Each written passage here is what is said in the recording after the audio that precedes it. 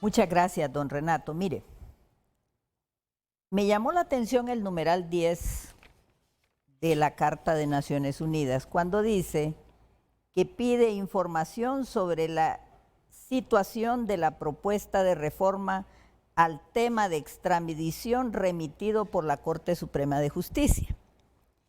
Y yo quiero referirme que aquí en este actual gobierno, también lo hizo Juan Orlando, y hizo un intento, pero en el actual gobierno hubo un intento fallido liderado por el abogado Odir Fernández. No sé si usted recuerda que se preparó una ley de extradición para favorecer a los extraditados, para mí, en mi opinión, ¿verdad? Y ahora me llama la atención poderosa por qué la comisión está pidiendo este requerimiento 10º. Información sobre la situación de la propuesta de reforma al tema de extradición remitido por la Corte Suprema. Y yo quiero concluir con algo. El procedimiento de extradición es un procedimiento administrativo que no viola el estado de inocencia de nadie. Y en realidad, en el país todavía no están las condiciones para condenar a ninguno de esos narcotraficantes. Y al llegar a tener un presidente ligado con el crimen organizado, como fue Juan Orlando, indudablemente sus cómplices todavía están en el país. Y es necesario que sigan las extradiciones mientras se fortalecen las instituciones del Estado. Mire, yo hice un relato de pactos de impunidad liderados por el Partido Nacional, pero ahora estoy viendo otros pactos de impunidad. Y me voy a referir concretamente, cuando se aprobó el presupuesto, se introdujo ilegalmente a la ley de presupuesto interpretaciones y modificaciones de leyes, y nosotros se los advertimos a la comisión, pero también hicieron reformas e hicieron compras directas. Eso es corrupción. La corrupción tiene dos formas de actuar, por acción o por omisión. Yo quisiera que rectificaran tanto el Partido Nacional, después de todos estos hechos, y que Libre también lo haga. ¿Por qué digo esto? Porque yo me remito a los hechos concretos. Nosotros sí debemos reformar, e invito a todas las bancadas que tenemos que reformar el decreto 4/2022 en lo que se refiere a, obviamente, a la amnistía, hacer una reforma que tampoco va a servir de mucho, don Renato, porque los que ya salieron ya están en impunidad. Así es. Así como los nacionalistas que salieron al amparo del 116, el 93 y el 57 ya salieron, ya ellos están vacunados. Eso no lo vamos a poder corregir. Pero los actos de rectificación... Perdón, con el respeto. Qué buen término eso, vacunados. Vacunados, sí. Es decir, la rectificación es lo que demanda el pueblo. Rectifiquen. Y tenemos que modificar ese artículo que se refiere a la CICIG, porque no necesitamos a Naciones Unidas como asesor.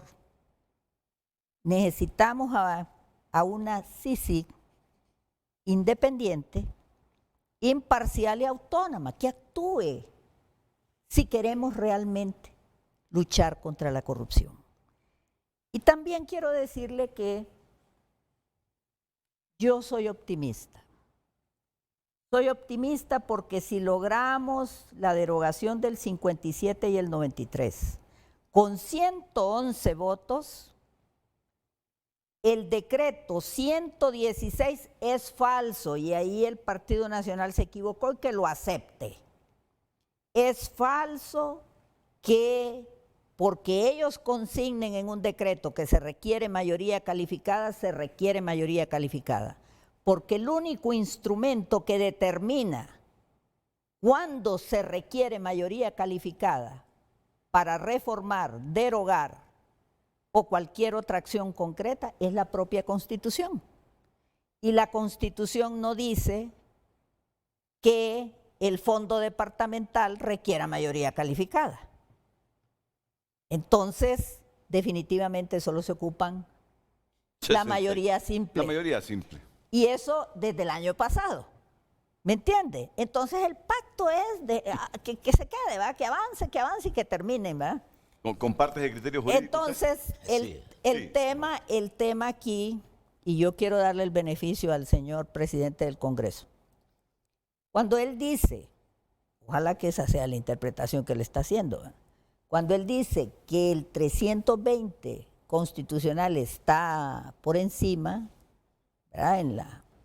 Y que ninguna ley secundaria, ojalá se refiera al 116, al decreto 116. Pero yo aspiro, y se lo digo aquí con el mayor de los respetos, que el Partido Nacional nos acompañe en la derogación del decreto 116, como nos acompañaron en el 57 y el 93. Para mí son actos de rectificación. Y como no quiero abusar del tiempo, porque no quiero que me vayan a acusar. Porque ya abusé, dice usted. No, Tampoco ya. quiero decir algo. Pueblo hondureño, y esta reflexión es bien objetiva. Juan Orlando Hernández va a quedar en las páginas más oscuras de la historia de Honduras. Porque sus excesos, su abuso de poder, su vinculación con el crimen nos tienen en una debacle. Pero el Partido Nacional está en el deber de rectificar por eso. Pero Libre, si no rectifica Libre, va a quedar en la historia como los mejores alumnos de Juan Orlando Hernández. ¿Y esa frase le gustó? Eso quiero dejar constancia. ¿Por qué? Porque hemos visto actos que criticaron antes y lo hacen ahora. No podemos seguir así. El pueblo demanda una clase política diferente, una clase política que actúe con ética y que no solo sean discursos, sino acciones concretas. Señores, mostremos la voluntad política para que venga la cívica Honduras con hechos concretos. Bueno,